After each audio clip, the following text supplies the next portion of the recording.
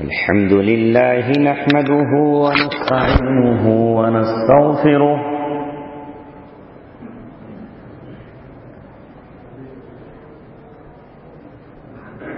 ونعوذ بالله من شرور أنفسنا ومن سيئات أعمالنا من يهده الله فلا مضل له ومن يضلله فلا هادي له ونشهد أن لا إله إلا الله وحده لا شريك له ونشهد أن سيدنا محمدا عبده ورسوله وصلى الله عليه وعلى آله وصحبه وسلم تسليما كثيرا كثيرا أما بعد قال الله تبارك وتعالى في كتابه الكريم أفتؤمنون ببعض الكتاب وتكفرون ببعض فما جزاء من يفعل ذلك منكم إلا خزي في الحياة الدنيا ويوم القيامة يردون إلى أشد العذاب قال رسول الله صلى الله عليه وسلم إن الله يرفع بهذا الكتاب أقواما ويضع به آخرين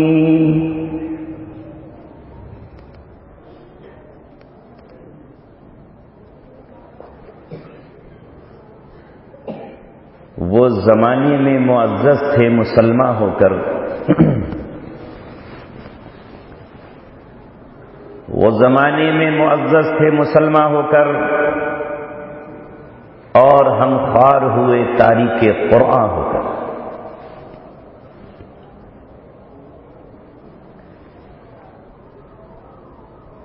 جانتا ہوں میں یہ امت حامل قرآن نہیں ہے وہی سرمایہ داری بندے مومن کا دین جانتا ہوں میں کہ مشرق کی اندھیری رات میں بے ید بیضا ہے پیران حرم کی آستین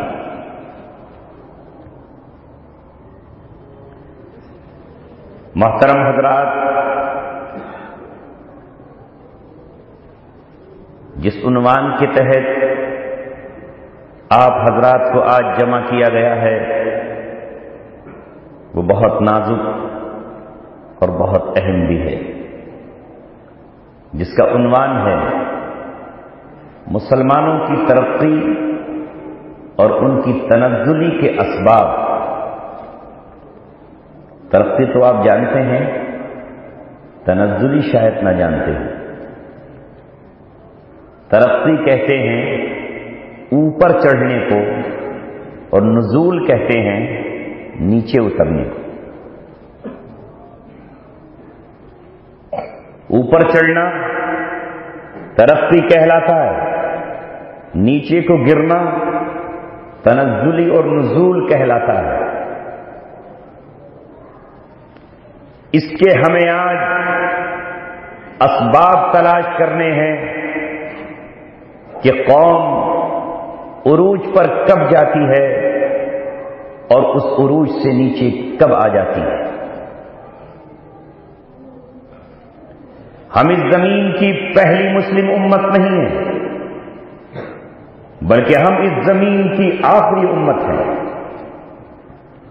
ہم سے پہلے بھی مسلم قومیں آ چکی ہیں ہم سے پہلے بھی مسلمان امتیں اپنا سفر پورا کر کے جا چکی ہیں انہیں بھی ہماری طرح انہی حالات سے گزرنا پڑا کبھی عروج تو کبھی زوال کبھی ترقی تو کبھی تنزلی۔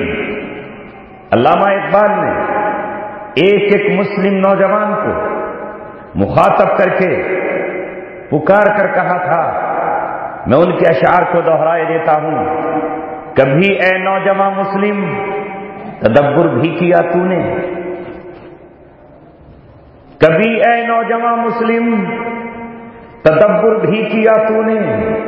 وہ کیا گردوں تھا جس کا تو ہے ایک ٹوٹا ہوا تارا، تجھے اس قوم نے پالا ہے آغوش محبت میں، کچل ڈالا تھا جس نے پاؤں میں تاجے سرے ڈالا۔ اگر چاہوں تو نقشہ کھینچ کر الفاظ میں رکھ دوں، مگر تیرے تخیل سے فزو تر ہے وہ نظارہ۔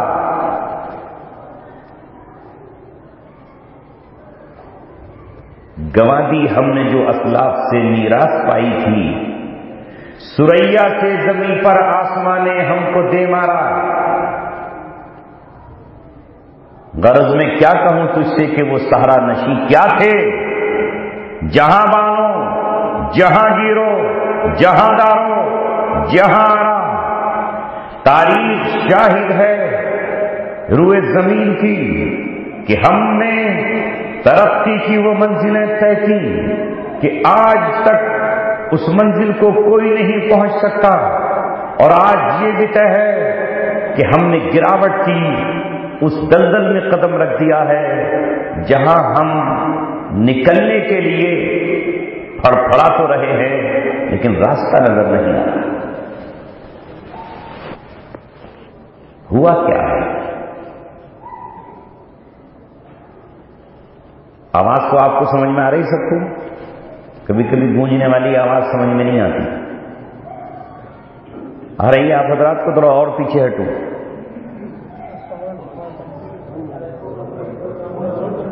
تھوڑی ساؤنڈ کم کر دے۔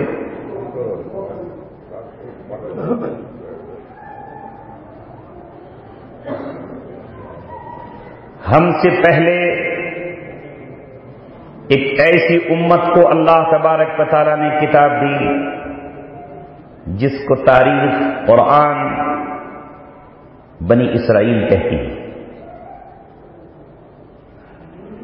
جس طرح ہمیں قرآن ملا اس قوم کو تورات ملی، جیسے ہمیں نبی محمد رسول اللہ ملے اس قوم کو موسیٰ علیہ السلام جیسا جلیل القدر کلیم اللہ رسول عطا ہوا۔ یہی وہ قوم تھی کہ جو اللہ تبارک و تعالیٰ کی محبوب اتنی بنی کہ جب وہ صحرائے سینا میں قدم رکھتی ہے تو بادل ان کے اوپر سایہ کرتا ہے۔ وہ قوم جب پانی کو تلاش کرتی ہے تو پتھر سے 12 چشمے جاری ہو جاتے ہیں۔ وہ قوم جب فرعون کی غلامی سے نکل کر آزاد زندگی میں جانا چاہتی ہے تو بحر قلزم پھٹ جاتا ہے، موجیں پانی کی ٹھہر جاتی ہیں، 12 راستے بنتے ہیں اور قوم فرعون کے ظلم و ستم سے پار ہو جاتی ہے۔ جب اسے بھوک لگتی ہے تو اس کے لیے من اور سلوہ اتارا جاتا ہے۔ اللہ تبارک و تعالیٰ نے اس قوم کے لیے ہواؤں کو حکم دیا کہ وہ ان کے بچوں کے کپڑوں کو میلا نہ ہونے دے۔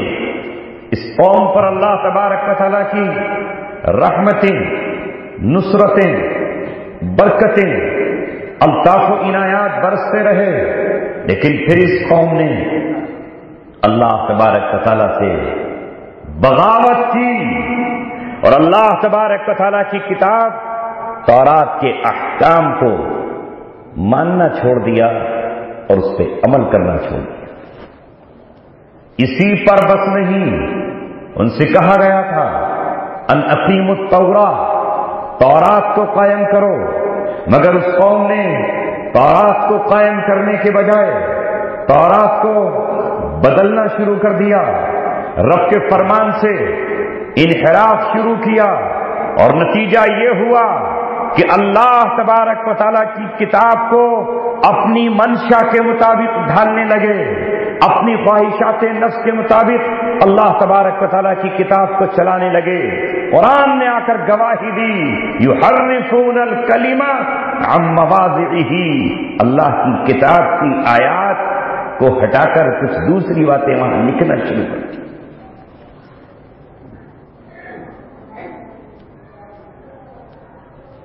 کیا جرم کیا اس قوم نے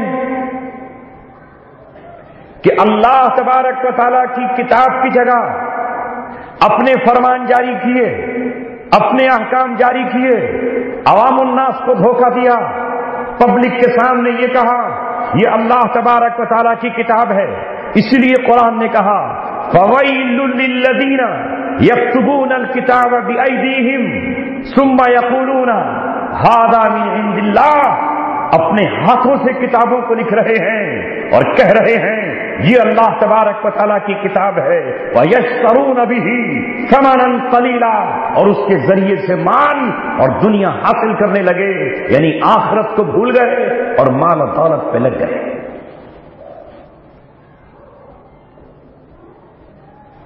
اس کو عربی میں کہا جاتا ہے تحریف، اللہ کی کتاب کو بدل دیا۔ اب جب اللہ تبارک و تعالیٰ نے ان کی ان کمیوں کو بتانے کے لیے، ان کے اس عمل کو یہ بتانے کے لیے کہ یہ اللہ تعالیٰ کا پیغام نہیں ہے، یہ اللہ تبارک و تعالیٰ کی شریعت نہیں ہے، جب نبیوں کو بھیجا تو نبیوں کے خلاف اٹھ کھڑے ہوئے، اپنے ہاتھوں میں خنجر لیے اور نبی کے سینے میں بھونک دیا اور قتل کر دیا، پھانسی کے پھندے لٹکائے اور نبیوں کی گردنوں میں ڈالے اور انہیں پھانسی پر چڑھا دیا، انبیاء کرام کو کھڑا کیا اور پتھروں سے قتل کر دیا، یہاں تک کہ سال گزرتے رہے، مہینے گزرتے رہے، نبی آتے رہے، مگر وہ نبی کی تعلیمات کو پیچھے چھوڑتے ہوئے شیطانی آیات پہ عمل کرتے رہے۔ نبی داؤد علیہ السلام زبور لے کر آئے، اس کو نہیں مانا، پھر اللہ تبارک و تعالیٰ نے عیسیٰ ابن مریم کو بھیجا تو حضرت عیسیٰ کے بھی دشمن ہوئے۔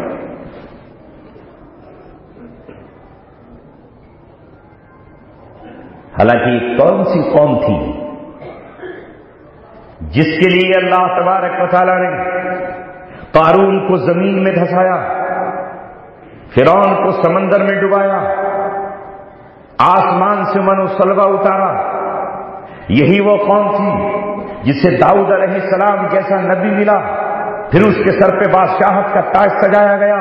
ہاں یہی وہ قوم تھی جسے سلیمان علیہ السلام جیسا اللہ کا پیغمبر ملا اور اسے زمین پر بادشاہت ملی، یعنی آسمان کی بلندیوں تک اللہ تبارک و تعالیٰ نے ان کو پہنچایا۔ نبی آیا تو ان کے خاندان میں، رسول آیا تو ان کے قبیلے میں، کتاب آئی تو انہی کے پاس، شریعت ملی تو انہی کے پاس، بادشاہتیں آئی تو انہی کے پاس، لیکن حضرت عیسیٰ علیہ السلام کے آتے آتے اس قوم نے اللہ تبارک و تعالیٰ سے دشمنی کی حد کر دی، اور نتیجہ یہ ہوا کہ اب اللہ تبارک و تعالیٰ نے اس قوم کو معزول کرنے کا فیصلہ کر دیا۔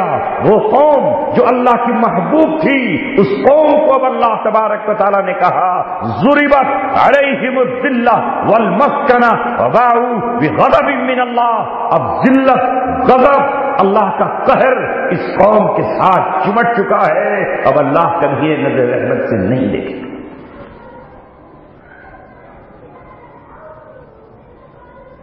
اب اپنے حالات پر آئیے۔ بہت شور ہے کہ مسلمانوں کے ساتھ یہ حالات کیوں ہیں۔ آج سے 1450 برس پہلے محمد رسول اللہ صلی اللہ علیہ وسلم یہ بات کہہ گئے ہیں، بتا کر چلے گئے ہیں، لَتَتَّبِعُنَّ سُنَنَ مَنْ كَانَ قَبْلَكُمْ، تم بھی ضرور انہی کے نقش قدم پر چل کر رہو گے، حذو النعل بالنعل، قدم بقدم، جیسے بنی اسرائیل نے جو کیا وہی تم کرو گے، جو ان کے جرم تھے وہی جرائم تم کرو گے، یہاں تک آپ نے فرما دیا حتی دخلوا جحر ضب، ان نے کہا اگر کوئی شخص گوہ کے بھٹ میں داخل ہونے کے لیے گھسا ہوگا تو تم بھی وہی کوشش کرو گے، یہاں تک کہ ان میں کا کوئی شخص اگر اپنی ماں کے ساتھ منہ کالا کرنے کے لیے آمادہ گناہ ہو گیا ہوگا تو تم بھی ایسا ہی کرتے رہو گے. کہیں آپ نے فرمایا زران زران زران زران، ہاتھ ہاتھ، شبرن شبرن، بالش بالش، تم ان کے پیچھے چل کر رہو گے. ہماری تنزلی ہمارے زمین پر گرنے کا سبب یہ ہے کہ ہم بنی اسرائیل کے نقش قدم پر چل رہے ہیں اور ہم نے محمد رسول اللہ کی اتباع کے بجائے، قرآن کی اتباع کے بجائے ان کی اتباع کو معراج سمجھ لیا. یہ ہے سبب. بنیادی سبب یہ ہے کہ ہمارا ہمارا مقتدا گنبد خضرا کا مکی نہیں. پیرس، برطانیہ، امریکہ، کینیڈا، جاپان، چائنا، رشیا، یہ تمام لوگ ہمارے مقتدا ہیں. ان کی تہذیبوں کو ہم نے اپنایا ہے. ان کے پیچھے چلنے پر ہمیں فخر ہے. وہی گناہ اور جرم جو بنی اسرائیل نے کیے تھے، وہی جرائم آج ہم کر رہے ہیں. ایک جرم قرآن ان کا یہ بتاتا ہے اور مسلمانوں سے کہتا ہے وَلَا تَكُونُوا كَالَّذِينَ كَفَرُوا، ان کافروں کی طرح مت ہو جانا. فَرَّقُوا دِينَهُمْ، جنہوں نے اپنے دین کو ٹکڑے ٹکڑے کر دیا تھا. وَكَانُوا شِيَعًا، اور وہ گروہوں میں بٹ گئے تھے. آج مسلمانوں بنا کسی خوف کے اور بنا کسی خطر اور ملامت کے میں آپ سے پوچھتا ہوں کہ اللہ تبارک و تعالیٰ نے دین کے نام پر ٹکڑے ہو جانے والوں کو کافر کہا ہے. وَلَا تَكُونُوا كَالَّذِينَ كَفَرُوا فَرَّقُوا دِينَهُمْ، انہوں نے اپنے دین کو ٹکڑے ٹکڑے کر لیا. کیا آج مسلمان ٹکڑے ٹکڑے نہیں ہیں؟ کیا امت مسلمہ جن کی تعداد 2.25 ارب ہے، وہ 2.25 ارب کتنے ٹکڑوں میں بٹی ہوئی ہے، اس کا اندازہ کرو.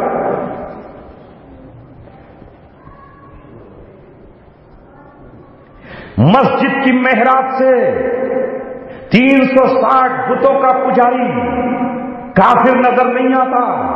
مسجد کی محراب پر بولنے والے خطیب کو، حضرت عیسیٰ علیہ السلام کو اللہ کا بیٹا کہلانے والا بدترین نظر نہیں آتا. مسجد و منبر کی محراب پر اللہ کا انکار کرنے والے کمیونسٹ کافر نظر نہیں آتے. خدا کے دشمن نظر نہیں آتے. یہ ظلم نظر نہیں آتا. یہ ظلم اور ستم نظر نہیں آتا. بلکہ نظر کون آتا ہے؟ میں جس فرقے سے ہوں، جس مسلک سے ہوں، میں اپنے کو مسلمان کہتا ہوں اور اپنے علاوہ ساری دنیا کو میں کافر کہہ کر پکارتا ہوں.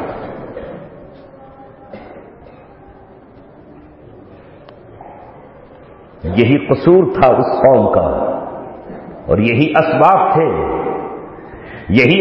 تھے اس کے اللہ تبارک و تعالیٰ کی نظروں سے نیچے گر جانے کے. جب کوئی نبی آیا ان کے پاس آسمانی تعلیمات لے کر، کہنے لگے یہ جھوٹا ہے، یہ ساحر ہے، یہ جادوگر ہے، یہ فن کا ماہر ہے، یہ تو شاعر ہے، یہ نجومی ہے، یہ پاگل ہے. اس طرح اس آسمانی تعلیمات کو کہنا شروع کر دیا. مجھے بتاؤ مسلمانوں، نوجوانوں بتاؤ، کیا یہ جرم آج روئے زمین پر مسلمان نہیں کر رہے؟ مسلم امت کو ذرا نظر اٹھا کر دیکھو. ہندوستان کی گلیاں نہیں، بنگلور کے شاہراہ اور یہاں کے چوراہے نہیں، عالم اسلام کا جائزہ لو، عالم عرب کا جائزہ لو. مسلم امت جہاں بستی ہے ان مسلم امت کا جائزہ لو. یہ کون ہے جو اللہ تبارک و تعالیٰ کی کتاب کو اللہ تبارک و تعالیٰ کی سرزمین پر نافذ ہونے سے روک رہے ہیں؟ جنہیں یہودیوں کا قانون اچھا لگ رہا ہے، جنہیں عیسائیوں کا قانون اچھا لگ رہا ہے، جنہیں ڈارون کی تھیوری جو یہ کہتا ہے کہ انسان بندر کی اولاد تھا، وہ ترقی کرتے کرتے اپنی پوچھ کو غائب کر کے پھر انسان بنا ہے، اس کا فلسفہ اپنے اسکولوں میں پڑھا رہے ہیں. یہ کون لوگ ہیں جو یہ کہتے ہیں کہ ہمارا آخری فوجی باطل یہود و نصارہ کے نظام کے لیے لڑے گا، مقابلہ کرے گا، اور جو اسلام کی آواز اٹھائے گا اسے قتل کر دیا جائے گا۔ کیا یہ امت وہ نہیں کر رہی کہ اس وقت کے بنی اسرائیل کر رہے تھے؟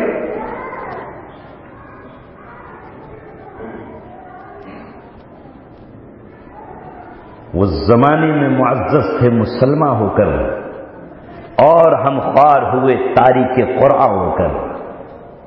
کچھ نہیں چھوڑا ہے ہم نے، سب کچھ ہمارے پاس ہے، ہم نے قرآن کو چھوڑا ہے۔ آپ کہیں گے ہم نے تو نہیں چھوڑا، یہ جیسے آپ کا دعویٰ ہے ویسے بنی اسرائیل کا بھی تھا۔ تلاوت کہاں چھوڑی تھی انہوں نے؟ اللہ تبارک و تعالیٰ کی کتاب کہہ رہی ہے وَأَنْتُمْ تَتْلُونَ الْكِتَابَ، ارے تم تو تورات کی تلاوت کرتے ہو، تو وہ تو تورات کی تلاوت کر رہے تھے۔ جب محمد رسول اللہ صلی اللہ علیہ وسلم کے سامنے ایک مقدمہ آیا، ایک زناکار مرد اور عورت نے زنا کیا، جب مقدمہ آپ کی عدالت میں آیا تو آپ نے ان سے پوچھا کہ بتاؤ تمہاری تورات میں اس کی سزا کیا ہے؟ کہنے لگے سزا یہ ہے کہ بال مونڈ دیے جائیں، گدھے پر بٹھال دیا جائے، چہرے پر سیاہی لگا دی جائے، اور شہر کی گلیوں میں گھما دیا جائے۔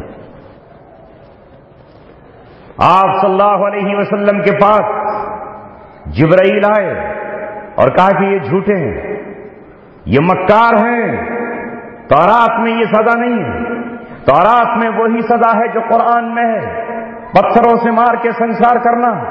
ان سے پوچھو کیا تم اپنے عالم ابن سوریہ کو جانتے ہو؟ ابن سوریہ پہ یقین کرتے ہو؟ بہت بڑا ان کا عالم تھا۔ کہا ہاں ابن سوریہ کو تو جانتے ہیں۔ آپ نے ابن سوریہ کو بلایا، ابن سوریہ سے کہا بتا تمہاری کتاب تورات میں شادی شدہ زنا کرنے والے کی سزا کیا ہے؟ اس نے بھی کہا یہی ہے جو یہ لوگ بیان کر رہے ہیں۔ آپ نے فرمایا میں تجھے اس ذات کی قسم دیتا ہوں جس نے تمہاری قوم کو مصر کی تنگیوں سے نکال کر صحرائے سینا میں لے کر آئی، وہ ذات جس نے تمہارے لیے سمندر کو پھاڑا، فرعون کو ڈبایا، بتا اس ذات کی قسم دے رہا ہوں تجھے یہی تورات میں لکھا ہے۔ کب کپا اٹھا اور کہا آپ نے مجھے اس ذات کی قسم دی ہے، اگر اس ذات کی قسم نہ دیتے تو میں کبھی آپ کے سامنے یہ حکم نہیں بیان کرتا۔ اب میں بتاتا ہوں آپ کو کہ ہمارے امیروں نے جب زناکاری شروع کی تو ہم نے ان کے لیے الگ سزا تجویز کر دی، اور جب کمزوروں نے زنا کیا تو ہم نے ان کے لیے دوسری سزا تجویز کر دی، وہی جو تورات میں تھی۔ امیروں کو کوڑے لگا دیے جاتے، یا ان سے مال لے لیا جاتا، یا ان کو گدھے پہ بٹھا دیا جاتا۔ کمزوروں نے آواز اٹھائی کہ جب سزا اللہ کی کتاب میں ایک ہے تو سب کو ایک کیوں نہیں دی جاتی؟ تو ہم سب نے بیٹھ کر ایک نئی سزا تجویز کی کہ کوئی چاہے امیر زنا کرے یا غریب زنا کرے، بس اسے گدھے پہ بٹھا کر منہ کالا کر کے سر مڑا کر گھما دو۔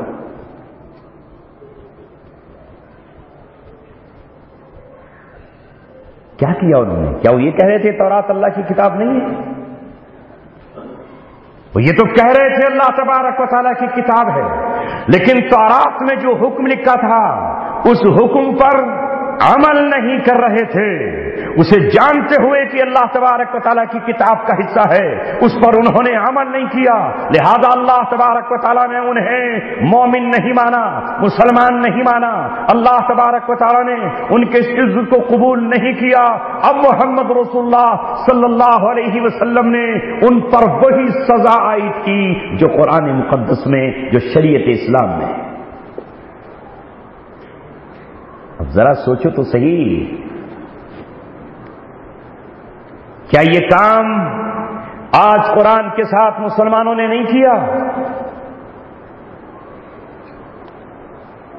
مجھے ایک ملک بتاؤ مسلمانوں کا، ایک ملک بتاؤ، نام پاکستان رکھ لینے سے جگہ پاک نہیں ہو جائے گی۔ خانہ کعبہ کے اندر بھی جب 360 بت تھے تو ان کے نکالنے کے بعد ہی وہ پاک ہوا. نام رکھ لینے سے کوئی پاک جگہ نہیں ہو جاتی.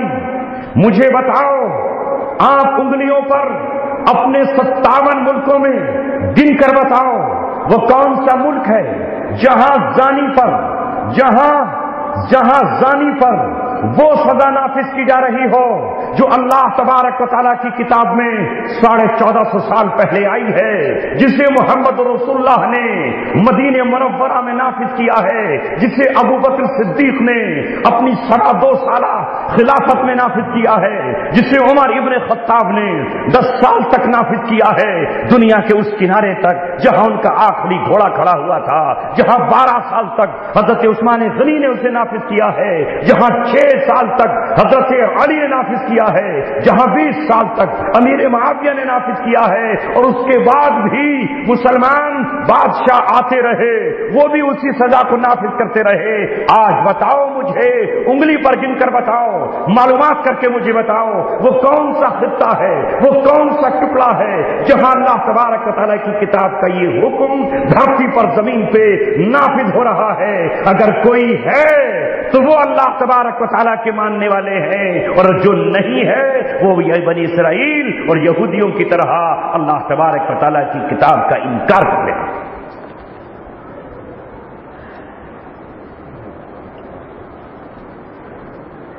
صرف اور صرف قرآن. آؤ میں تھوڑی سی گفتگو اور کر لوں. اس قوم کو ترقی ملی، کتنی ترقی ملی آپ اچھی طرح جانتے ہیں. کائے کی بدولت ملی؟ 1450 سال پہلے جب قرآن آیا تھا تو قرآن کریم کے نازل ہونے کے وقت وہ جس قوم کے سپرد کیا گیا تھا، تاریخ گواہ ہے، وہ قوم قبیلوں کی زندگی گزارتی تھی، ان کے مکانات نہیں تھے، وہ خیموں میں زندگیاں گزارا کرتے تھے. وہ قوم ایسی تھی کہ جن کے تن پر اتنا بھی کپڑا نہیں تھا کہ پورے جسم کو چھپا سکے. وہ قوم پاکوں سے رہا کرتی تھی. اس قوم کے پاس بکریوں کے دودھ اور اونٹوں کی دودھ کے سوا کوئی اور چیز میسر نہ تھی. لیکن جب قرآن آیا تو اس قرآن کریم کو اس قوم نے سینے سے لگایا اور قرآن کریم سے یہ کہا، آج کے بعد ہماری ہر خواہش تیرے حکم پہ قربان ہے، آج کے بعد ہماری ہر حسرت تیرے تابع ہے، آج کے بعد ہر قانون جو ہمارے خاندان اور قبیلوں کا بنایا ہوا ہے وہ ہماری پیر کے نیچے مسل دیا گیا ہے. قرآن بتا اب ہمیں کیا کرنا ہے.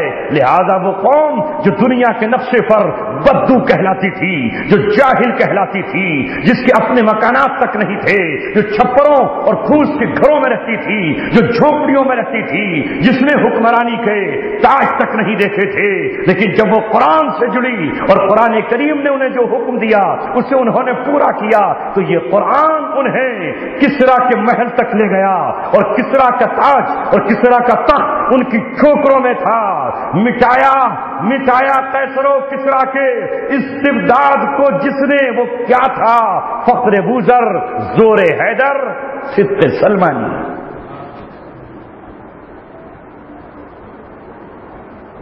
قرآن ہی نے انہیں عزت عطا فرمائی. اور کیوں نہ دیتا قرآن، جس پہ قرآن اترا سچوں کے سچے، جس پر تمام سچوں کی سچائیاں مکمل ہو جاتی ہیں. محمد رسول اللہ صلی اللہ علیہ وسلم نے کہا، ان اللہ یرفع بہذا الکتاب اقواما ویضع بہ آخرین. اللہ تبارک و تعالیٰ اس کتاب کے ذریعے سے قوموں کو اونچا کرے گا، بلندی عطا کرے گا. یرفع، رفعت بلندی کو کہتے ہیں. یرفع بہذا الکتاب اقواما ویضع بہ آخرین، اور اسی کتاب کے ذریعے سے اللہ تعالیٰ دوسروں کو ذلیل کرے گا.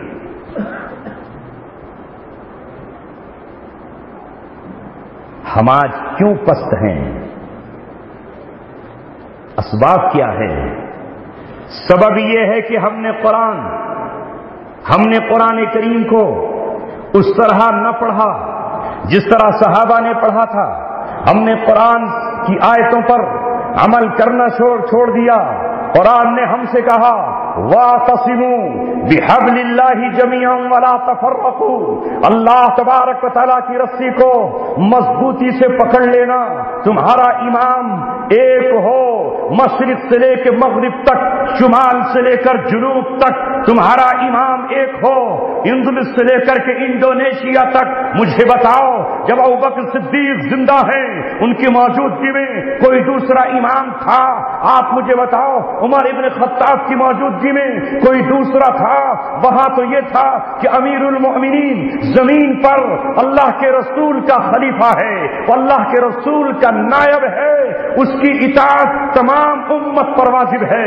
عین یرموک کی لڑائی کے موقع پر جب فتوحات چل رہی ہیں، ٹھیک اسی موقع پر عمر ابن خطاب نے ایک پروانہ بھیجا، اے خالد، اب ہم آپ کو کمانڈر ان چیف سے معزول کرتے ہیں اور تمہاری جگہ ابو عبیدہ بن جراح کو بناتے ہیں۔ ابو عبیدہ بن جراح کمانڈر بنا دیے گئے، لیکن یہاں خالد بن ولید نے اپنی کوئی اپوزیشن جماعت نہیں بنائی۔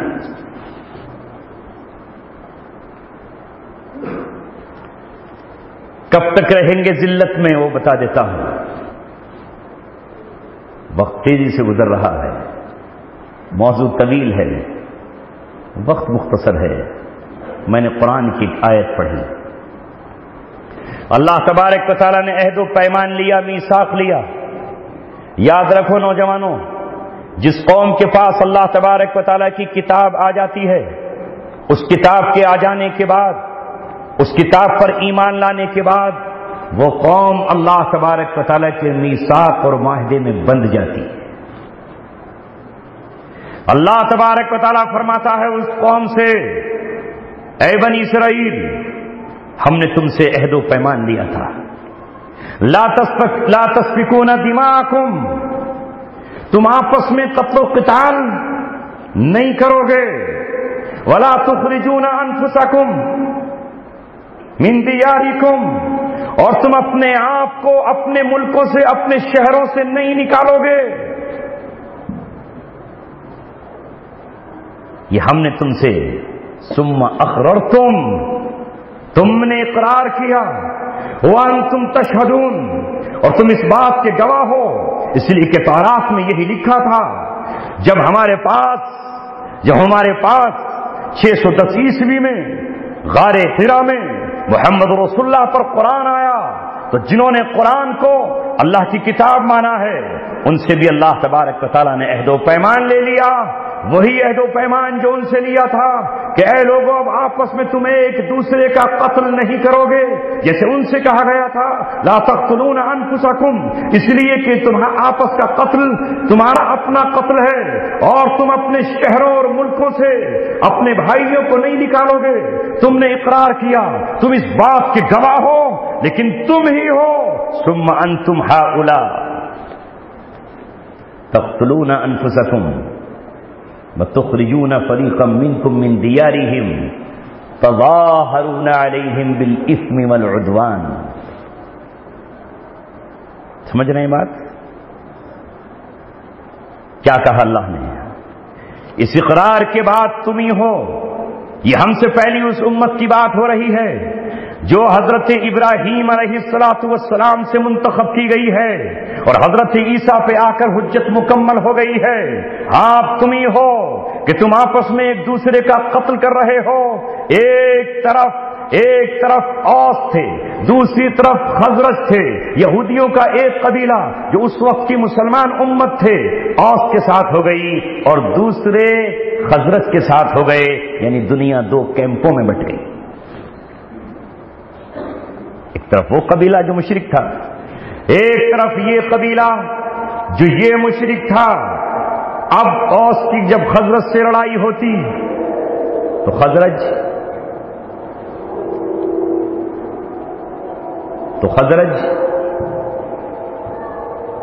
اپنے قبیلے کے سے جو ان کا اتحاد تھا، ان یہودیوں سے کہتے کہ ہمارے ساتھ آؤ۔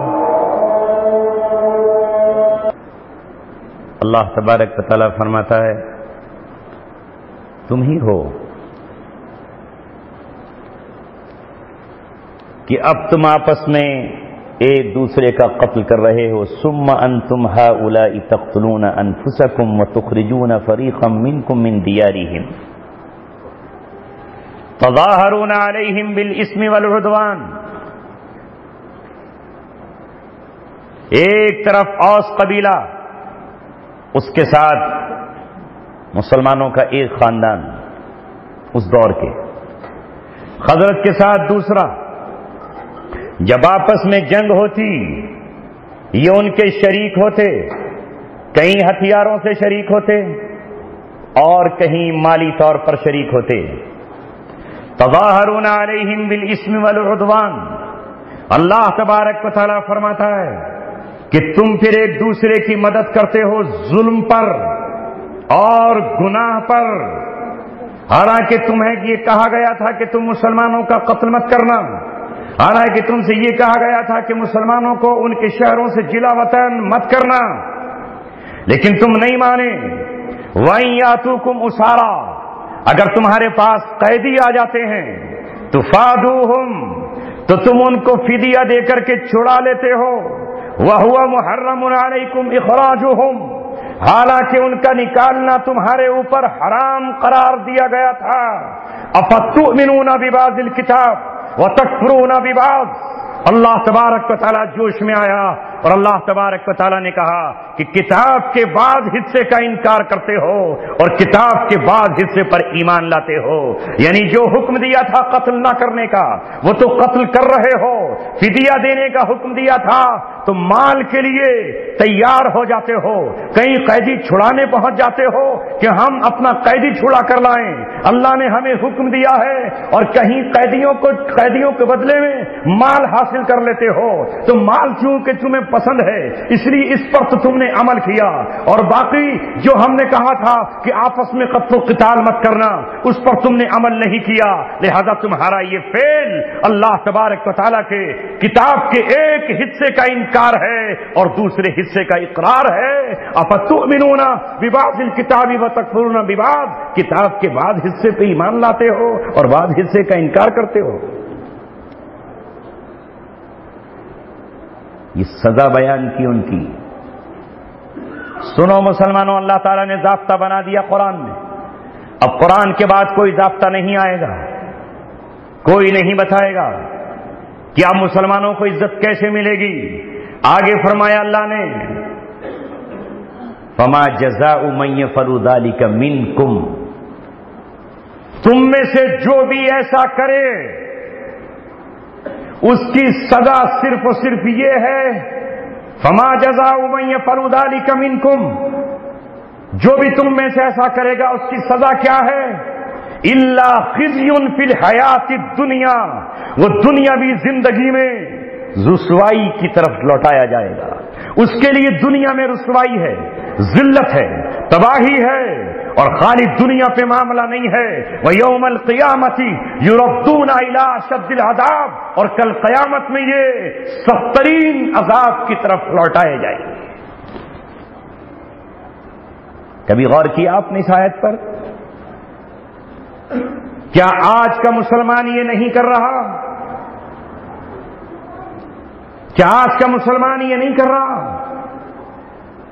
ابھی جن حضرت مولانا کا آپ ذکر فرما رہے تھے جو مصر سے لوٹ کر آئے ہیں کہ پچھلا سال لوگوں نے نہیں دیکھا مصر کی گلیاں کس کے خون سے رنگین تھیں، مصر کی رابعہ ادویہ مسجد کس کے لہو سے لال تھی. کیا نہیں دیکھا وہاں کے ہاسپٹل پر کون بمباری کر رہا تھا، کون کر رہا تھا؟ یہ وہی لوگ تھے جنہوں نے یہ کہہ رکھا ہے کہ ہمارا آقا اسرائیل ہے، ہمارا پروردگار امریکہ ہے، اس نے ہمیں حکم دیا ہے کہ ہم اس حکومت کا تختہ الٹیں، ہم اس حکومت کا خاتمہ کریں. جو سڑک پر نکلے کہ جرم و قصور تو بتاؤ، تو اس کو چھلنی چھلنی کر دیا جائے اور اس کے بعد انہیں جیلوں میں ٹھوس دیا جائے، جیلوں میں بند کر دیا جائے. کیا یہ نظارہ آپ آپ نے مصر میں نہیں دیکھا؟ کیا یہ نظارہ آپ ملک شام میں نہیں دیکھ رہے؟ کیا یہ نظارہ آپ ملک شام میں نہیں دیکھ رہے جہاں 2.25 لاکھ مسلمان قتل کر دیے گئے ہیں، جنہیں زندہ زمینوں میں دفن کر دیا گیا، جن پر بیرل بم برسا کر ان کی اولادوں کے چچڑے اور ٹکڑے کر دیے گئے، جن پر زہریلی گیسیں چھوڑ کر ان کے معصوم بچوں کو زمین پہ تڑپا دیا گیا؟ کیا یہ جرم روئے زمین پہ مسلمانیت کا نام لے کر نہیں کر رہے؟ آپ کہو گے مسلمان سے کر رہا ہے، نہیں، یہ وہی معاہدہ مسلم قوم سے جو اللہ نے کیا تھا اسے انہوں نے توڑ دیا ہے، یہ آپس میں ایک دوسرے کا خون بہا رہے ہیں۔ یہاں بتاؤ مجھے، یہ کہتے ہیں ہمارا حکم ہے، حامد کرزئی چلا گیا، اب اشرف غنی آیا ہے، یہ کس کا قتل عام کر رہا ہے؟ کہیں ان کا قتل عام نہیں کر رہا جو یہ کہتے ہیں کہ اللہ تبارک و تعالیٰ کی شریعت میں چور کی سزا ہاتھ کاٹ دینا ہے، اللہ کی شریعت میں، اللہ کی کتاب میں عورت کے سر پہ دوپٹہ رکھنے کا حکم ہے، اللہ تبارک و تعالیٰ کی شریعت میں ناچنے گانے کی اجازت نہیں ہے، اللہ تبارک و تعالیٰ کے قانون میں سود کھانے اور سود کھلانے کی اجازت نہیں ہے، تو کیا اس کے برابر میں کھڑا ہوا وہ ملک جو 14 اگست 1947 کو بنا تھا، وہ افغانیوں کا قتل کرنے کے لیے کیا اس نے اپنے ایئرپورٹ نہ دیے؟ کیا اس نے اپنے راستے نہ دیے؟ اور جو مسلمان ان کی مدد کو پہنچے کیا ان پر آج قتل عام نہیں ہو رہا ہے؟ وہی تو ہو رہا ہے جو کل کی ایک مسلم امت کر رہی تھی، جو اللہ تبارک و تعالیٰ کی نظروں میں محبوب تھی، لیکن اللہ نے کہا کہ تم اللہ کی کتاب کے بعد حصے پر ایمان لائے ہو اور بعد حصے کا انکار کر رہے ہو۔ تو جب ذلت ان کے مقدر میں آئی، آج نہیں آئے گی۔ یہ ہیں اسباب کے زوال کے اسباب جو امت مسلمہ مسلمان سمجھ کر اپنے آپ کو کر رہی ہے۔ آؤ، قرآن یہ کہتا ہے، قرآن کہتا ہے کہ اللہ تبارک و تعالیٰ کے دوستوں، اللہ کے دشمنوں سے دوستیاں نہ کرو۔ آج مجھے بتاؤ، روئے زمین کے مسلمان کیا ان سے دوستیاں نہیں کر رہے؟ قرآن کہتا ہے لا تتخذوا اليهود والنصارى اولیاء من دون المؤمنین، مومنوں کو چھوڑ کر یہود و نصارہ کو دوست نہ بناؤ۔ تو کیا آج مسلم امت نے یہود و نصارہ کو دوست نہیں بنا رکھا ہے؟ آپ ذرا بتاؤ تو صحیح، قرآن کریم کے اس آیت کی دھجیاں اڑائی جا رہی ہیں۔ کیا اسلام میں یہ عقیدہ نہیں ہے کہ جو اللہ تبارک و تعالیٰ کا سے محبت کرنے والا ہے اس سے محبت کی جائے، اور جو اللہ کا دشمن ہے اس سے دشمنی کی جائے؟ یہ تو بہت بڑی بات ہے، یہ تو بہت بڑی بات ہے۔ حاتب ابن ابی بلتع نے 4 لائنوں کی ایک چٹھی لکھ دی تھی، تو اس پر سورہ ممتحنہ اتری ہے جس کا پورا ایک رکوع اس بات کا اعلان کرتا ہے، اے مسلمانوں، جنہوں نے تمہارے نبی کو ان کے گھروں سے نکالا، تم ان سے دوستی کے ہاتھ بڑھاتے ہو، تلقون الیہم بالمودہ یا ایھا الذین آمنوا لا تتخذوا عدوی وعدوکم اولیاء، اے ایمان والو، میرے اور اپنے دشمنوں کو دوست نہ بناؤ۔ یہ دوست بنا رہے ہیں کہ نہیں؟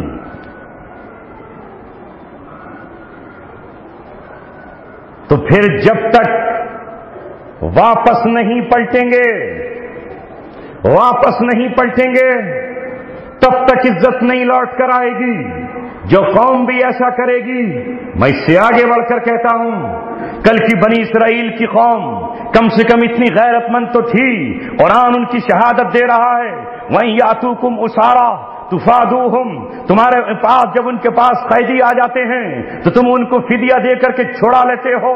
آج مسلم کسی ایک حکمران کو مجھے بتاؤ کہ جس نے یہ پیشکش کی ہو کہ ہم سونا تمہارے قدموں میں بچھا دیں گے، ہم چاندی تمہارے حوالے کر دیں گے، ہم اتنا بڑا قرض تمہارا اتار دیں گے، لیکن ہماری بیٹیاں جو تمہاری قید میں ہیں، ہمارے عالم جو تمہاری قید میں ہیں، ہمارے قرآن کے حافظ جو تمہاری قید میں ہیں، آؤ فدیے کے بدلے پر چھوڑ دو، آؤ چھوڑ دو۔ ہے کوئی کہنے والا کہ یہ اس قوم سے گئی گزری قوم نہیں ہے؟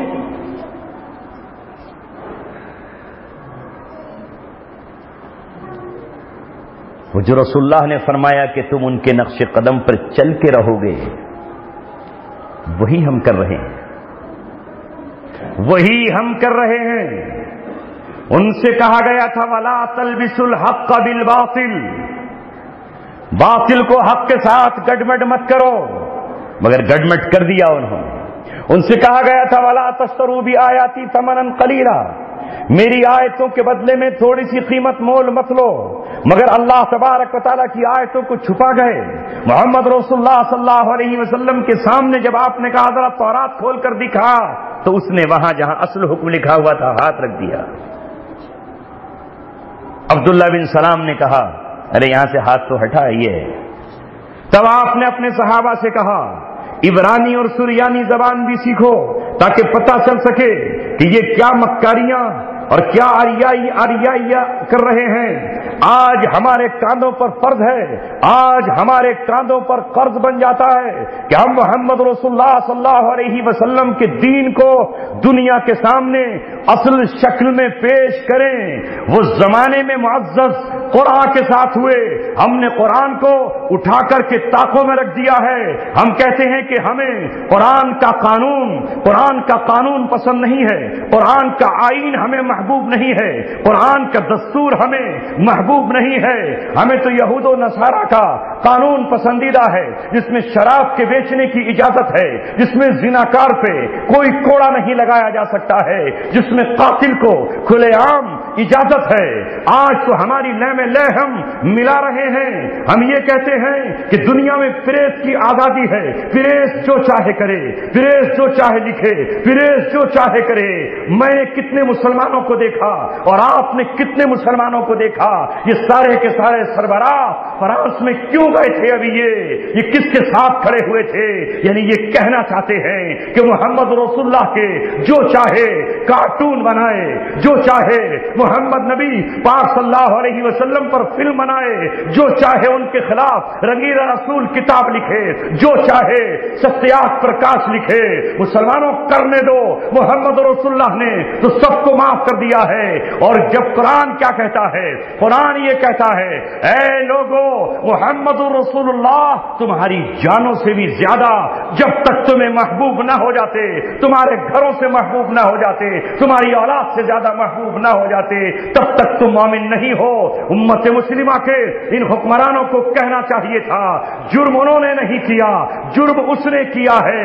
آزادی کا یہ مطلب نہیں ہے کہ آپ میری بیٹی کی آبرو لوٹ لے اور آپ کہے مجھے آپ کی بیٹی کی آبرو لوٹنے کی اجازت ہے۔ آزادی کا یہ مطلب نہیں ہے، یہ مطلب نہیں ہے کہ آپ میرے باپ کا قتل کریں اور آپ کہیں کہ ہمیں قتل کرنے کی اجازت ہے۔ آزادی کا یہ مطلب نہیں ہے کہ آپ قرآن پر پیشاب کریں نعوذ باللہ اور کہیں ہمیں قرآن پہ پیشاب کرنے کی اجازت ہے۔ آزادی کا یہ مطلب نہیں ہے کہ آپ قرآن کو جلائیں اور یہ کہیں کہ ہمیں قرآن جلانے کی اجازت ہے۔ اگر آپ یہ کہتے ہو کہ اسلام میں آزادی ہے تو کیا اسلام میں مجھے بتاؤ کیا شراب پینے کی اجازت ہے؟ کہہ رہے نہیں اسلام تو سلامتی کا دین ہے، اس میں تو کچھ ہے ہی نہیں۔ اسباب زوال امت یہ ہیں۔ اللہ کے رسول صلی اللہ علیہ وسلم نے فرمایا اذا تبایعتم بالعینہ، جب تم سودی لین دین کرنے لگو گے، واخذتم اذناب البقر، اور گائے اور بیلوں کی پونچھ پکڑ کر کھیتیوں میں جٹ جاؤ گے، وترکتم الجہاد، اور اللہ تبارک و تعالیٰ کے دشمنوں سے مقابلہ کرنا چھوڑ دو گے، فسلط اللہ علیکم الذلہ، تو اللہ تبارک و تعالیٰ تم پر ذلت مسلط کرے گا۔ آج ساری دنیا کا مسلمان اس فکر میں لگا ہوا ہے کہ اس کا کھیت کتنا چمک جائے، اس کی دکان کتنی عالی شان بن جائے، وہ مال کتنے اونچے خریدے، اسے اس بات کی کہاں پرواہ ہے کہ اللہ تبارک و تعالیٰ کا دین اور اس کا کلمہ بلند ہو جائے۔ بلکہ آج تو حال یہ ہے کہ جس کو دیکھو باطل نے جو کہہ دیا وہ کہنے کے لیے تیار ہے۔ وہ جسے دہشت گرد کہے اسے ہم بھی دہشت گرد کہہ رہے ہیں، اور جو دہشت گرد ہے اسے کوئی دہشت گرد کہنے کے لیے تیار نہیں ہے۔ آج سے 20 سال پہلے دنیا دو بلاکوں میں تھی، ایک امریکن بلاک تھا اور ایک رشین بلاک تھا۔ آدھے مسلمان ادھر کھڑے ہو گئے، آدھے ان کے ساتھ کھڑے ہو گئے۔ رشیا تمام اسلامی ممالک کو رونتا ہوا، آذربائیجان، ترکمانستان، قزاقستان، شیشان کو رونتا ہوا، اور سارے ان علاقوں کو، قوقاز کو رونتا ہوا، صومالیہ اور بوسنیا ہرزیگووینا کو رونتا ہوا آیا، اور لوگوں نے یہ کہا چونکہ ہم اس کے ساتھ ہیں اس لیے ہم اس کا ساتھ دیں گے۔ وہی تظاہرون علیہم بالاسم والعدوان، تم ظلم اور زیادتی پر اور گناہ پر ان کی مدد کرتے ہو، مدد کرتے رہے یہاں تک کہ افغانستان میں وہ داخل ہو گیا۔ مجھے بتاؤ کون مسلم حکمران تھا جو ان مظلوموں کی مدد کے لیے آیا ہو؟ کون تھا جس نے ان کی مدد کی ہو؟ کوئی ان کی مدد کے لیے نہیں آیا۔ نہیں، ہمارا آقا اور ہمارا مولا تو وہ ہے۔ اور اس کے جانے کے بعد جب امریکہ نے یہ اعلان کیا 9/11 کے بعد کہ جو ہمارے ساتھ آئے گا اسے امن ملے گی، جو ہمارے ساتھ نہیں آئے گا اسے تباہ و برباد کر دیا جائے گا، اس کے محلوں کو کھنڈر بنا دیا جائے گا، اس کی قالینوں کو توڑ کر ٹکڑے کر دیا جائے گا۔ جب اس نے فرعونیت کا نعرہ لگایا، مجھے ایک ملک بتاؤ عراق اور افغانستان کے سوا کون ہے جس نے یہ کہا ہو نہیں ہم مسلمانوں کے ساتھ ہیں اور ہم مسلمانوں کا ساتھ دیں گے؟ وہ تو اللہ تبارک و تعالیٰ کے چند مخلص بندے تھے جنہوں نے نہ حکمرانوں کی پرواہ کی، نہ ظلم و ستم کی پرواہ کی، نہ چڑھتے سورج کو سلام کیا، نہ فرعون کی طاقت کو سجدہ کیا، نہ نمرود کی آگ سے گھبرائے، نہ قارون کے خزانے سے خوف زدہ ہوئے، اور اللہ تبارک و تعالیٰ کا پرچم اٹھا کر توکل کرتے ہوئے، اللہ تبارک و تعالیٰ سے عہد و پیمان کرتے ہوئے اپنی جانوں کا سودا کیا، اپنی آبروؤں کا سودا کیا، اپنی بہنوں سے روٹ کر چلے آئے، اپنی ماؤں سے الوداعی سلام کیا اور واپس آئے، اور اللہ تبارک و تعالیٰ سے کہا اے مولا یہ تیرا نبی آخری نبی ہے، یہ امت آخری امت ہے، پوری امت کو معذور مت کر دینا، ہم پوری امت کی طرف سے کفارہ ادا کر رہے ہیں۔ اس وقت تک ہم خون دیتے رہیں گے جب تک اسلام کا چمن ہم سے خون مانگتا رہے گا، ہم اس وقت تک لہو دیتے رہیں گے جب تک اسلام کا گلشن اور اس کا پھول ہم سے خون چاہتا رہے گا۔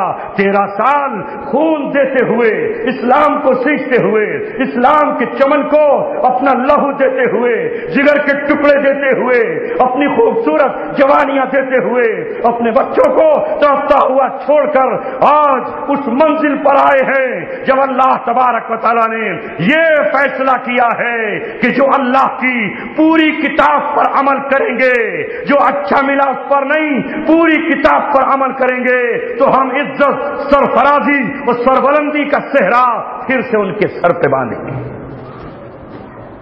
اب آنکھیں ہوں تو دیکھ لو وہ کہاں ہے،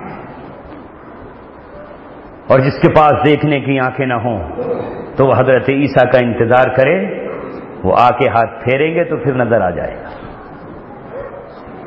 جس کے پاس آنکھیں ہیں اسے آج نظر آ جائے گا، اور جس کے پاس نہیں ہے وہ حضرت عیسیٰ کے ہاتھ پھیرنے کا انتظار کرے، وہ معجزہ تو وہی دکھائیں گے آ کر۔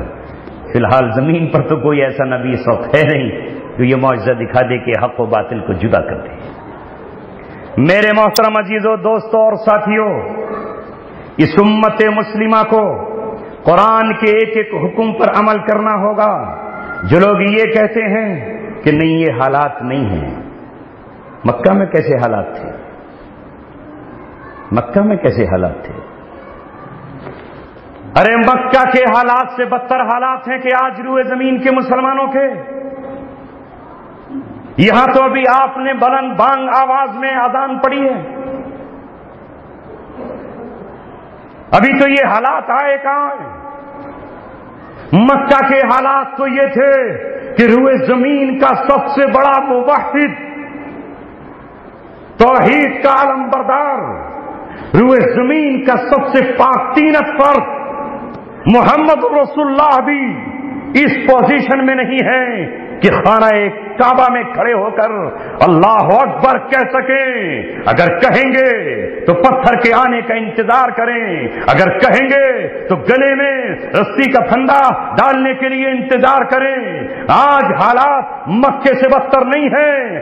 مکے میں تو حالات یہ تھے کہ سمیہ نے کسی کے خنجر نہیں بھونکا، سمیہ نے کسی کے دل میں چھری کی نوک نہیں داخل کی، لیکن جسم کے چیر کر 2 ٹکڑے کر دیے گئے. دنیا کا آج کون سا مسلمان ہے جو کل سمیہ کے سامنے کھڑا ہو سکے گا؟ حضرت عمار اپنی ماں کے 2 ٹکڑے لا کر رکھ دیں گے اور کہیں گے اے اللہ، یہ 70 سال کی بوڑھی میری ماں تھی جس نے اپنے 2 ٹکڑے کرا کر ابو جہل کی جہالت کو یہ کہا تھا کہ تیرے پاس جہالت ہے، ہمارے پاس علم کی روشنی ہے، تیرے پاس بربریت ہے اور ہمارے پاس فدا ہو جانے کے لیے محمد رسول اللہ کی محبت ہے. جسم کے ٹکڑے ہو سکتے ہیں لیکن تو ہمیں ایمان سے بھیڑ دے، ایسا نہیں ہو سکتا ہے.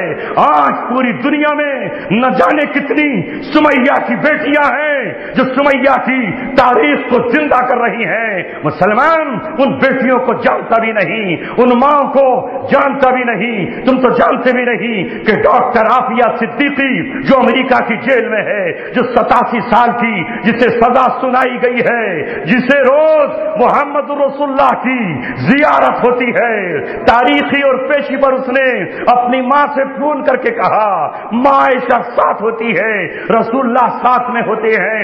ایک دن میں نے محمد رسول اللہ سے کہا اے میرے آقا میری آزمائش کب پوری ہوگی، میرے امتحان کی گھڑیاں کب ختم ہوں گی؟ تو رسول اللہ نے کہا عافیہ تیرا امتحان تو پورا ہو چکا ہے، تجھے قید میں رکھ کر امت مسلمہ، ان کے حکمرانوں، ان کی عوام کا امتحان لیا جا رہا ہے.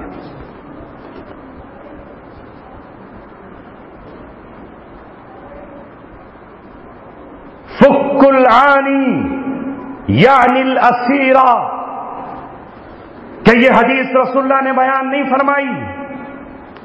قیدیوں کو آزاد کراؤ. فک العانی یعنی قیدیوں کو آزاد کراؤ. مسلمان قیدیوں کو کہاں آزاد کرائے گا؟ یہ کوئی دین ہے؟ قیدی کو آزاد کرانا کوئی دین ہے؟ کبھی گئے اپنے شہر کی جیل میں، کبھی جا کے دیکھا وہاں کیسے بوڑھے و مظلوم ہیں؟ کبھی دیکھا کہ جن کے پاس 5,000 روپے نہیں ہیں اور وہ نالیاں صاف کرنے پر مجبور ہیں، 5,000 کا جرمانہ جمع ہو جاتا تو وہ قید سے باہر آ جاتے. حضرت علی کی بات کرنے والوں، حضرت علی کے نام پر مسجدیں بنانے والوں، علی تو وہ ہے یطعمون الطعام علی حبہ مسکینا و یتیما و اسیرا. اسیر کس کو کہتے ہیں؟ قیدیوں کو کہتے ہیں. ہے کوئی تمہارا ایک حکمراں جو یہ کہہ دے کہ ہماری اس بیٹی کو واپس دو؟ اگر کوئی یہ کہہ دے تو تمہاری نظر میں وہ سب سے بڑا دشمن ہے. اس امت نے ترقی کی تھی قرآن پر مکمل عمل کر کے. ان اللہ یرفع بہذا الکتاب اقواما ویضع بہ آخرین. اگر دنیا پھر سے چاہتی ہے، مسلمان چاہتے ہیں کہ انہیں ترقی ملے، انہیں عزت ملے، تو ترقی کا یہ مطلب مت سمجھ لینا کہ ترقی 5 اسٹار ہوٹلوں کا نام ہے جہاں زنا کاریاں ہو رہی ہوں. ترقی ننگی عورتوں کا نام ہے، ننگی عورتوں کا نام ہے جو کھلے عام جسم پر گر رہی ہوں. یہ ترقی نہیں ہے. ترقی یہ ہے کہ فرش پر بیٹھے ہو اور عرش کے فرشتے اللہ کا عرش اٹھائے ہوئے تمہارے عمل پہ جھوم رہے ہو. ترقی یہ ہے جلیبیب شادی کرنے کے لیے نکلے، حضرت عثمان سے پیسے ادھار لے کر آئے کہ میں مہر ادا کر دوں گا. معلوم اسے ہو کہ میدان احد میں قتل عام شروع ہو گیا، صحابہ شہید ہو گئے. نبی کا چچا حضرت حمزہ رسول کی حرمت پہ کٹ گیا. مصعب بن عمیر نبی کا شہزادہ کا ٹکڑے ٹکڑے ہو گیا.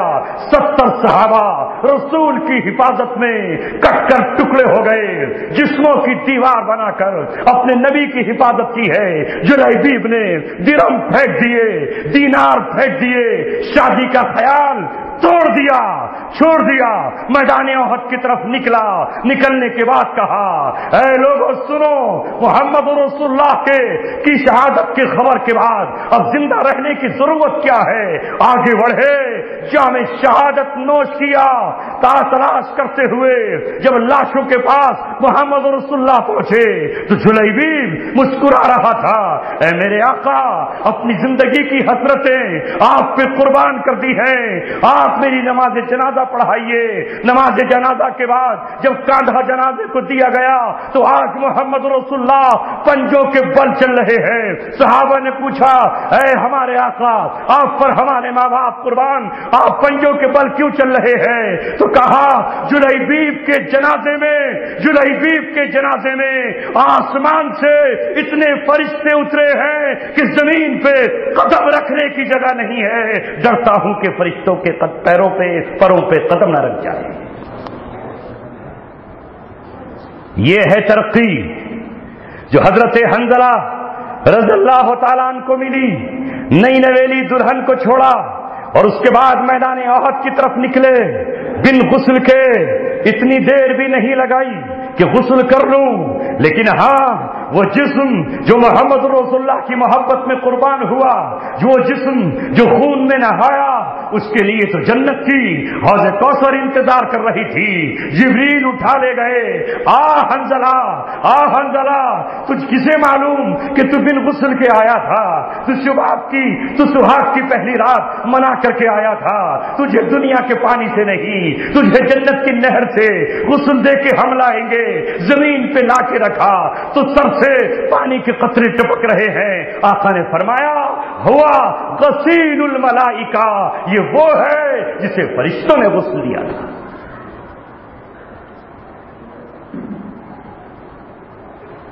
ترقی وہ نہیں جسے لوگ کہہ رہے ہیں کہ یہ ترقی ہے۔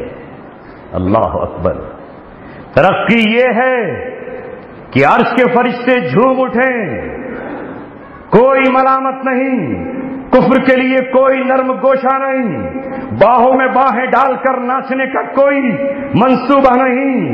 معاف کیجیے گا، آج تو حق سننا بھی گوارا نہیں ہے، آج تو حق کانوں کے ذریعے دل تک پہنچنے کے لیے گوارا نہیں ہے۔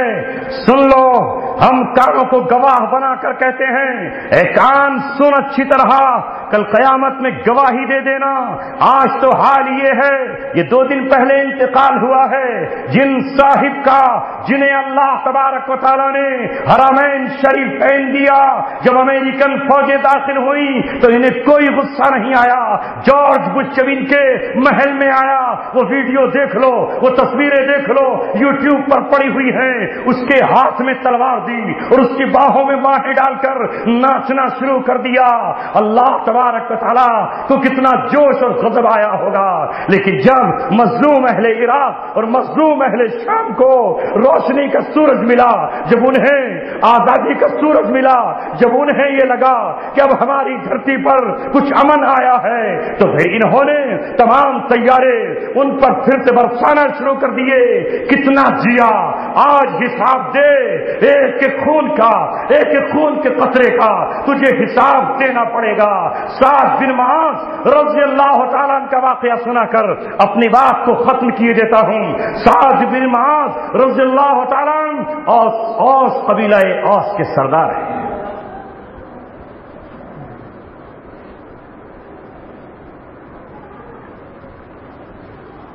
قبیلہ اوس کے سردار ہے۔ بنو قریظہ یہودیوں کا ایک قبیلہ ہے، اور یہ بنو قریظہ وہ ہیں جنہوں نے غزوہ احزاب کے موقع پر نبی پاک صلی اللہ علیہ وسلم سے غداری کی تھی۔ کس طرح کہ ہم اندر سے حملہ کریں گے اور تم باہر سے حملہ کرنا۔ باہر پورا لشکر پڑا ہوا تھا۔ آپ صلی اللہ علیہ وسلم کو جب یہ خبر پتہ چلی تو آپ کو فکر ہوئی اپنے صحابہ کی طرف سے، کہیں ایسا نہ ہو کہ صحابہ کے حوصلے ٹوٹ جائیں، پیٹ پر پتھر بندھے ہیں، جنگوں کے بعد دوسری جنگ، بدر کے بعد احد کے بعد یہ احزاب، یہ انصار صحابہ گھبرا نہ جائیں۔ کہ ہم نے کہاں ان کو پناہ دے دی، لہذا آپ نے قبیلہ حوازن جو ایک طاقتور اور جنگجو قبیلہ تھا اس قبیلے سے معاہدہ کرنا چاہا کہ ہم تم کو مدینے کی پیداوار کی آدھی کھجوریں دے دیں گے، تم یہاں سے واپس چلے جاؤ۔ یہ جنگی حکمت عملی تھی۔ وہ راضی ہو گئے۔ آپ نے صحابہ سے مشورہ کیا، اے میرے صحابہ، میں نے یہ سوچا ہے کہ قبیلہ حوازن اگر ان سے ٹوٹ کر چلا جائے تو ان کی طاقت کم ہو جائے گی۔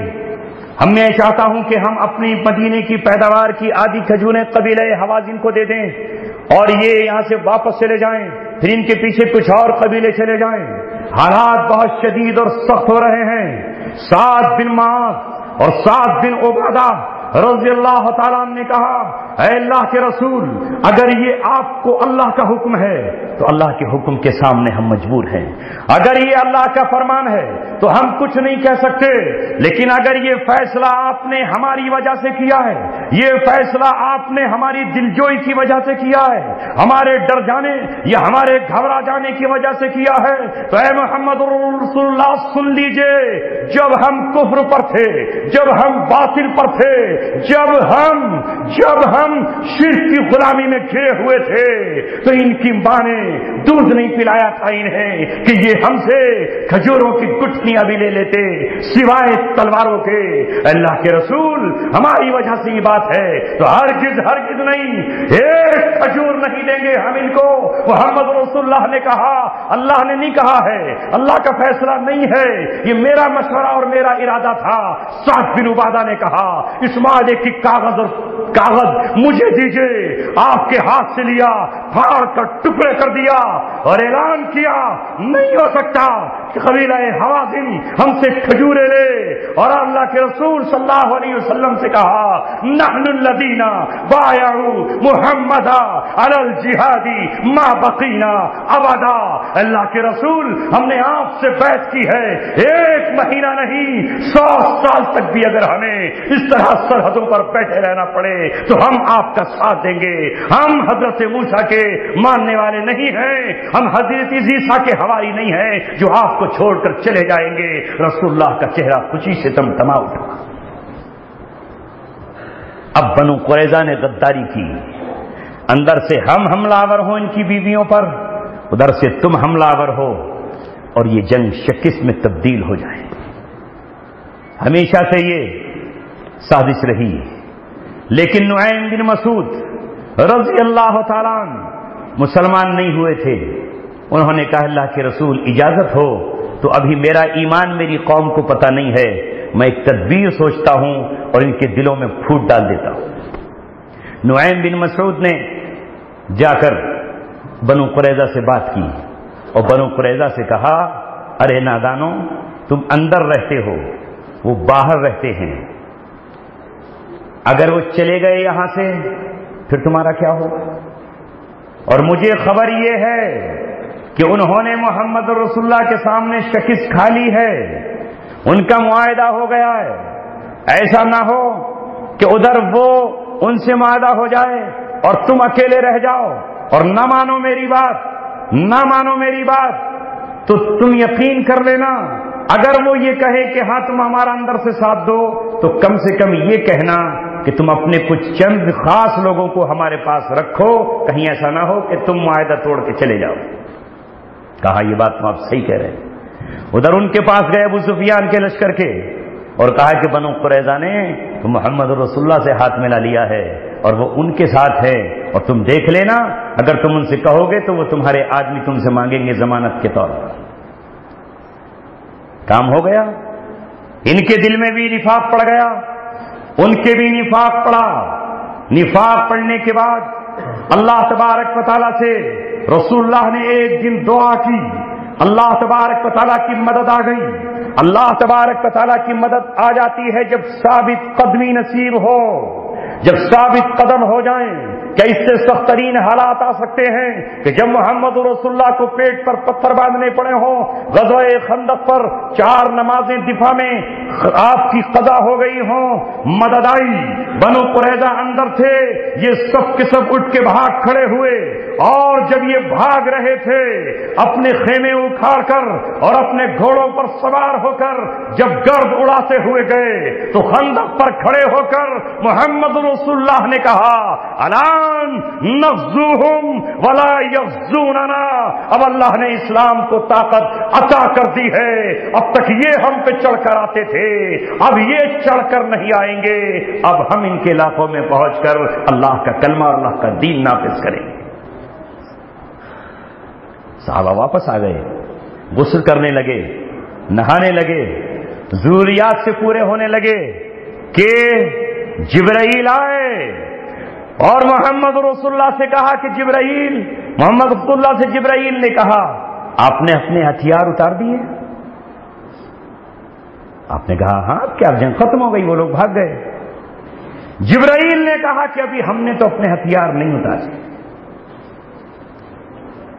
کیونکہ آج کے دور میں تو ہتھیار رکھنا اور ہتھیاروں کی بات کرنا دہشت گردی ہے نا، تو سب سے بڑا دہشت گرد تو جبرائیل ہی ہے پھر،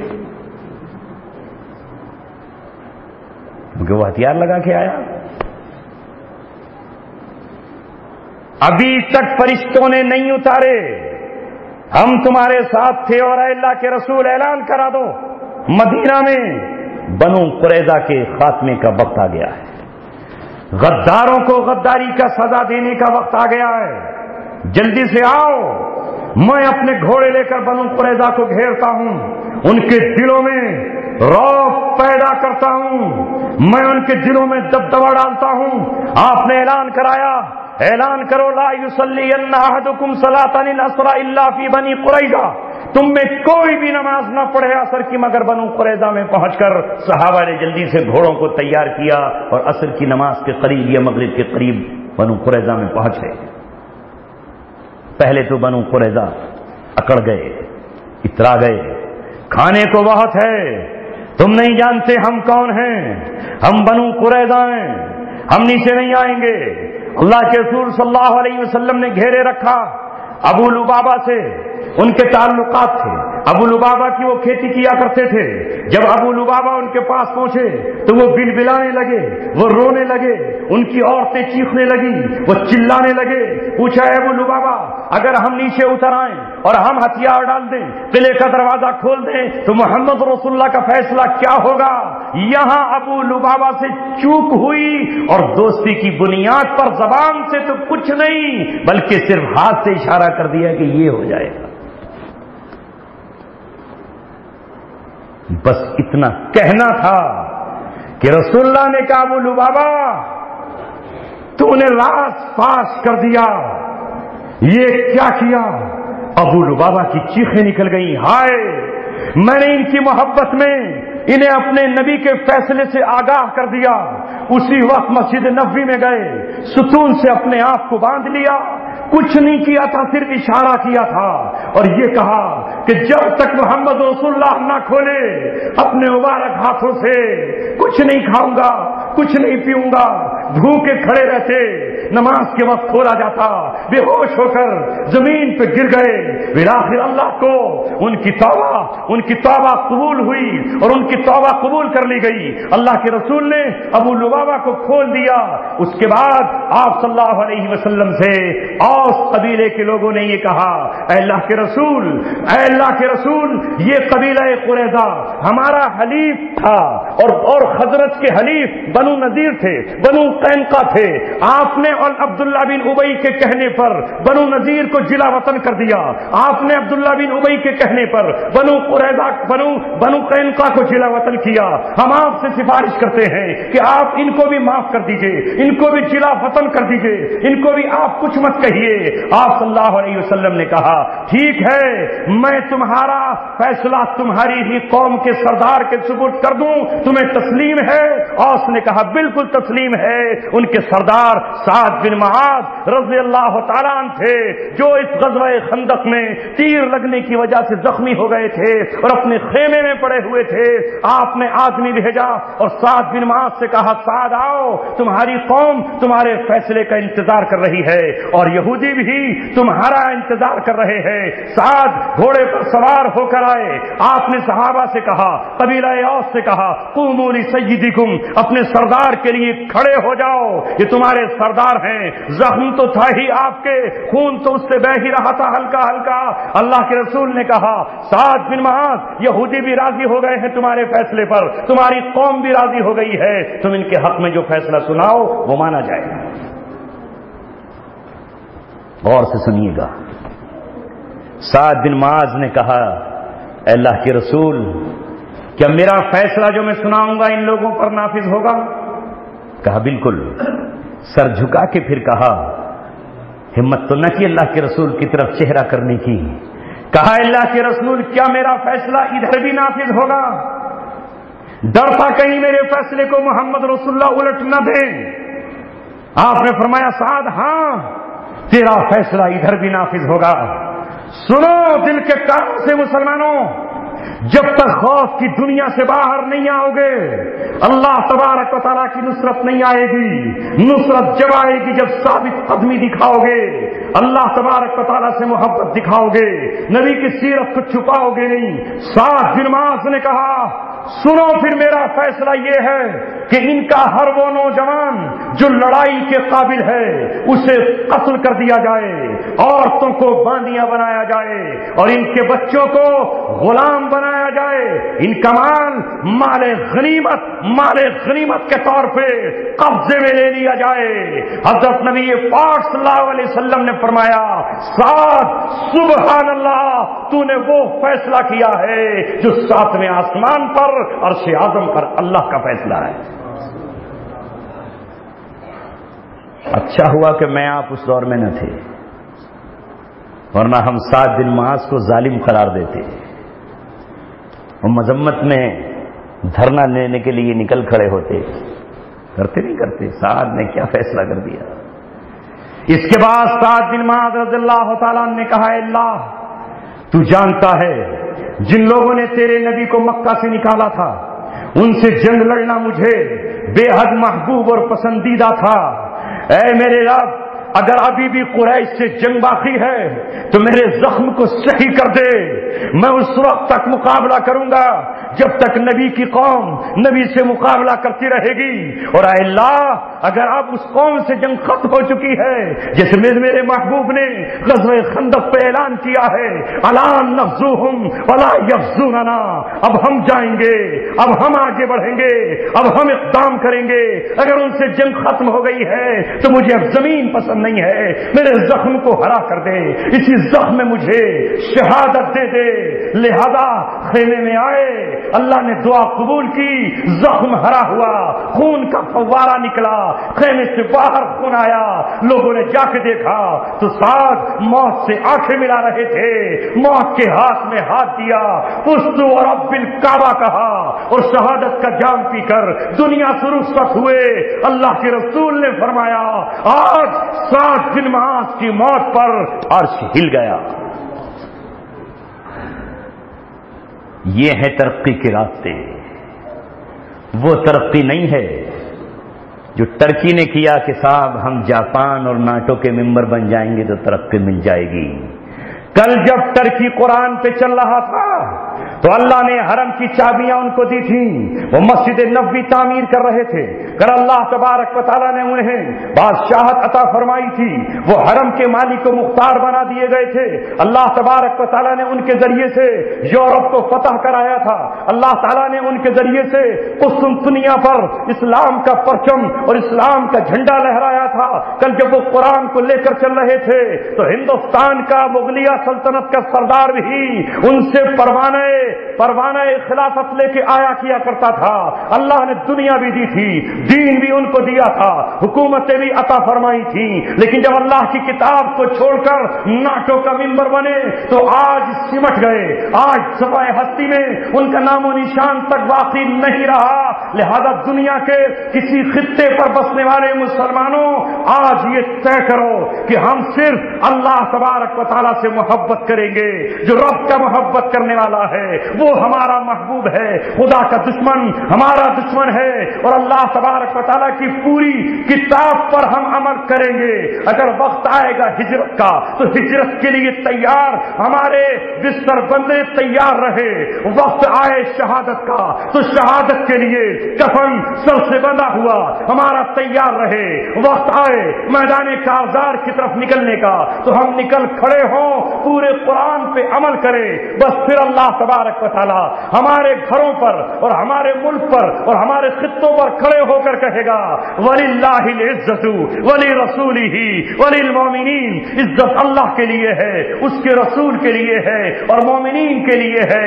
अल्लाह के दुश्मनों के पास इज्जतें मत तलाश करो।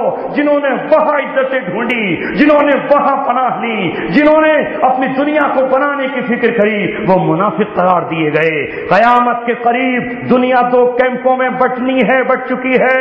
एक मुनाफिकीन का खेमा है, ला ईमान फीही, उनमें ईमान नहीं है, और दूसरा खेमा मोमिनीन का है जिनमें निफाक नाम की चीज नहीं है। यहां ये नहीं कहा अल्लाह के रसूल ने कि दो खेमों में बटेगी, एक कुफ्र का खेमा होगा और दूसरा ईमान का खेमा होगा। गौर करो हदीस के अल्फाज पर, एक खेमा है निफाक का, यानी ये मुसलमान होंगे, अपने आप को मुसलमान कहते होंगे, अपने आप को अहले किबला कहते होंगे, ये अपने आप को मुसलमान कहलाएंगे, लेकिन मुसलमान नहीं, ये मुनाफिक होंगे।